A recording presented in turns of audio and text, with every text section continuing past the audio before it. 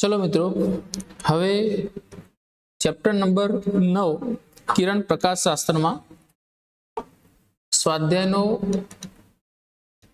14 number में दाखलो छे અને એની રકમ આપણને સ્ક્રીન પર દેખાય છે। એક વેધશાળામાં આવેલ વિશાળ ટેલિસ્કોપમાં ઓબ્જેક્ટિવ લેન્સની કેન્દ્ર લંબાઈ 15 મીટર અને આઈપીસની કેન્દ્ર લંબાઈ 1 સેન્ટીમીટર છે। તો કોણીય મોટવણી શોધો। તો મિત્રો અહીંયા આપણને ટેલિસ્કોપની વાત કરેલી છે। તો ટેલિસ્કોપની અંદર આપણે એવું જોયું હતું કે જ્યારે પ્રતિબિંબ અનંત અંતરે મળે અને એ વખતે એની જે મોટવણી મળતી હોય છે એનું મૂલ્ય FO બાય FE જેટલું હોય છે। FO જેને આપણે ઓબ્જેક્ટિવ લેન્સની કેન્દ્ર લંબાઈ કહે છે અને FE જેને આઈપીસની કેન્દ્ર લંબાઈ કહે છે। તો અહીંયા તમને રકમમાં FO નું મૂલ્ય આપ્યું છે જે 15 મીટર છે અને FE આઈપીસ નું આપ્યું છે જે 1 સેન્ટીમીટર છે, એટલે કે 10⁻² મીટર એવું પણ આપણે લઈ શકીએ। કોણીય મોટવણી શોધો। મોટવણી 15 ભાગ્યા 10⁻², જવાબ આવશે 1500। આટલી મોટવણી ટેલિસ્કોપની મળે અને એકમ મળશે નહીં, કેમ કે ઉપર અને નીચે બંનેના એકમો સરખા છે। સરખા એકમ હોવાથી કેન્સલ થશે અને મોટવણીનું મૂલ્ય મળી જશે। તો અહીંયા આપણને બે ભાગમાં પ્રશ્ન પૂછેલ છે। તો બીજાની અંદર વાત કરીએ તો આ ટેલિસ્કોપના ઓબ્જેક્ટિવ વડે મળતા ચંદ્રના પ્રતિબિંબનો વ્યાસ કેટલો હશે। ઓબ્જેક્ટિવ એટલે શું કે ટેલિસ્કોપમાં બે લેન્સ હોય। એક લેન્સ હોય જેને આપણે ઓબ્જેક્ટિવ કહીએ છીએ, ઓબ્જેક્ટિવ, આ ઓબ્જેક્ટિવ હોય, અને બીજો લેન્સ હોય જેને આપણે કહીએ છીએ આઈપીસ, આઈપીસ કહીએ છીએ। અને જે બંને લેન્સ છે એમાંથી પસાર થતી રેખા આ પ્રમાણે મુખ્ય અક્ષ આપણી હોય છે। આ લેન્સ મોટો રાખવામાં આવે કેમ કે દૂરની વસ્તુમાંથી પ્રકાશ આવતો હોય તો એ બધો પ્રકાશ અહીંયા ઓબ્જેક્ટિવ પર પડવાથી વધારે સ્પષ્ટ પ્રતિબિંબ આપણને મળી શકે, એટલે આ લેન્સ મોટો રાખવામાં આવે।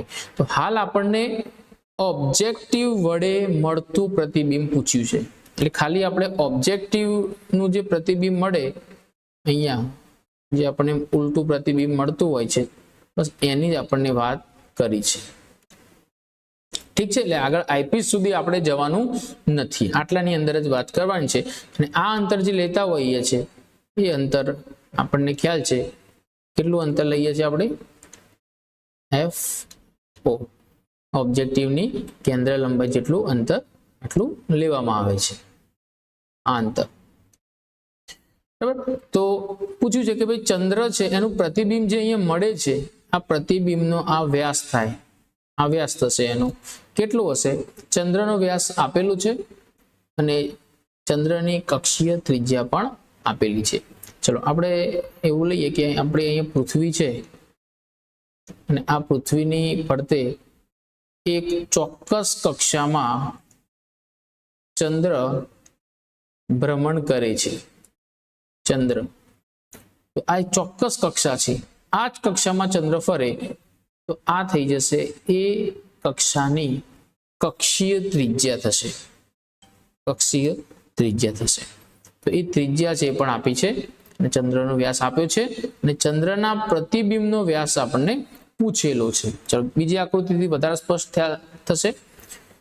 ચલો આ ચંદ્ર છે, વાસ્તવમાં ચંદ્ર હોય એ ચંદ્ર અને આ છે એ ચંદ્ર વડે ઓબ્જેક્ટિવ વડે મળતું પ્રતિબિંબ।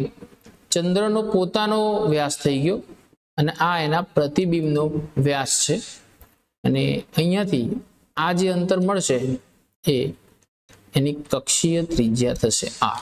તો તમને પ્રશ્ન કદાચ થાય કે સર આ કક્ષીય ત્રિજ્યા કેમ કે આ લેન્સ આપણે ક્યાંથી જોઈએ છે, પૃથ્વી પરથી જોઈએ છે, પૃથ્વી પર મૂકેલો હોય અને ચંદ્ર છે પૃથ્વીની ફરતે ચોક્કસ કક્ષામાં ભ્રમણ કરતો હોય. આપણે જાણીએ છીએ કે ચોક્કસ કક્ષા છે આ રીતે આમ ભ્રમણ કર્યા જ કરતો હોય, એનો મતલબ કે આ થઈ જશે એની કક્ષીય ત્રિજ્યા.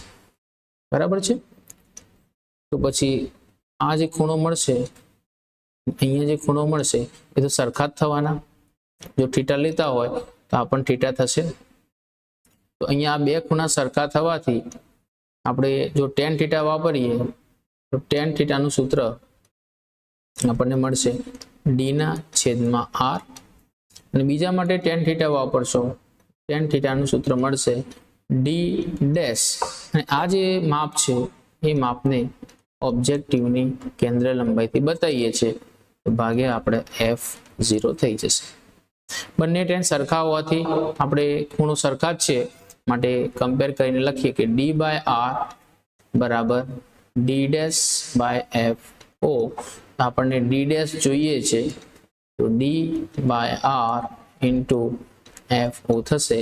d એટલે ચંદ્રનો વ્યાસ જે રકમમાં આપ્યું છે 3.48 10⁶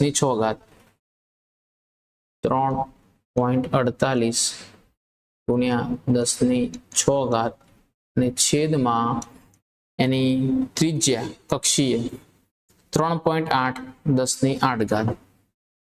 0.8 10⁸, અને જે આ કેન્દ્ર લંબાઈ છે fo એ પણ રકમમાંથી આપણે લઈ લેવાની છે 15, એ આપણે 15 મીટર થઈ જશે ઇન્ટુ 15. બધા અંતરો મીટરમાં જ છે એટલે જે ફાઇનલ આન્સર આવશે એ પણ તમારે મીટરમાં જ જવાબ આવવો જોઈએ. 13.74 એના ગુણ્યા 10⁻² મીટર. આની જગ્યાએ એવું પણ લખી શકો 13.74 સેન્ટીમીટર, આવું લખો તો પણ ચાલે. આ જે મળ્યું એને કહેવાય ચંદ્રના પ્રતિબિંબ નો વ્યાસ. પ્રતિબિંબનો વ્યાસ છે એવું તમે અહીંયા કહી શકો. આ તમારો ફાઇનલ આન્સર રહેશે. આશા રાખું છું કે તમને ન્યુમેરિકલમાં ખબર પડી હશે. અને આ એક એ પ્રકારનો દાખલો છે કે જે રેગ્યુલર આપણા આ ચેપ્ટરના જે સૂત્ર આધારિત દાખલા હોય એના કરતાં થોડુંક તમારે આ બીજા ભાગમાં આ ઇમેજિનેશન દ્વારા થોડુંક વિચારીને કરો તો તમને આઈડિયા મળે કે આ જે સૂત્ર મળ્યું છે એ કેવી રીતે તમને આ સૂત્ર મળ્યું. બાકી જો આકૃતિ ક્લિયર નહીં હોય તો આ સૂત્ર પણ તમને સમજાશે નહીં. બરાબર છે. ઓકે.